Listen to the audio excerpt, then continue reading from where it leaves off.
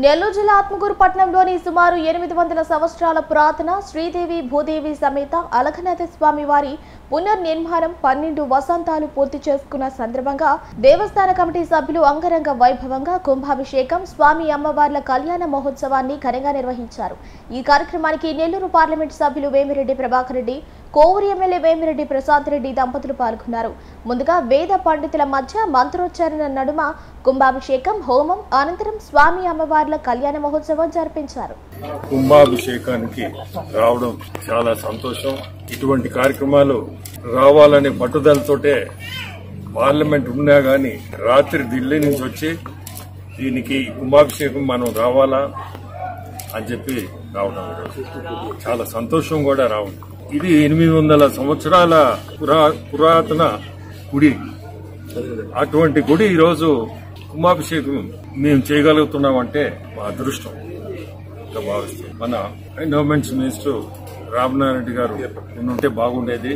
ఈ ఆత్మకూరుకే ఇటువంటి గుడి ఉండడం చాలా సంతోషం। ఎందుకంటే వెంకటేశ్వర స్వామి రూపమే ఇది।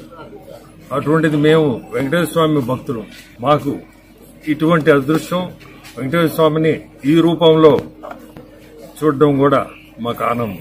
ఇటువంటి గుడిని వీళ్ళు పెద్దలు దీన్ని పట్టుదలగా దాదాపు నాకు తెలిసి ఈ మధ్య కాలంలో చాలా ఖర్చు పెట్టి ఈ గుడికి కూడా ఎండోమెంట్స్ తరఫున కూడా దాదాపు 50 లక్షలు ఇచ్చినట్టున్నారు। ఈ గుడి డెవలప్మెంట్ కి 12వ సంవత్సరం కుంభాభిషేకం చేయడం కూడా మంచిది। ప్రతి గుడికి కూడా 12 సంవత్సరాల తర్వాత మనం కుంభాభిషేకం చేయడం కూడా చాలా మంచిది కూడా।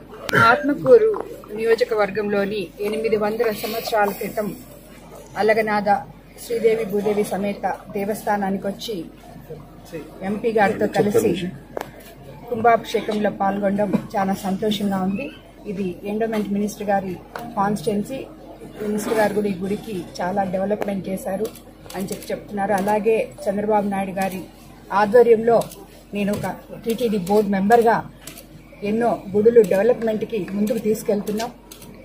ఇలాంటి గుడులు ఇంకా ఎన్నెన్నో డెవలప్ చేయాలని కోరుకుంటూ జిల్లా వాసులకి, ఆత్మకూరు నియోజకవర్గ ప్రజలకి అందరికీ శ్రీదేవి భూదేవి అలఘనాథ స్వామి వారి ఆశీస్సులు ఉండాలని చెప్పి కోరుకుంటున్నాను।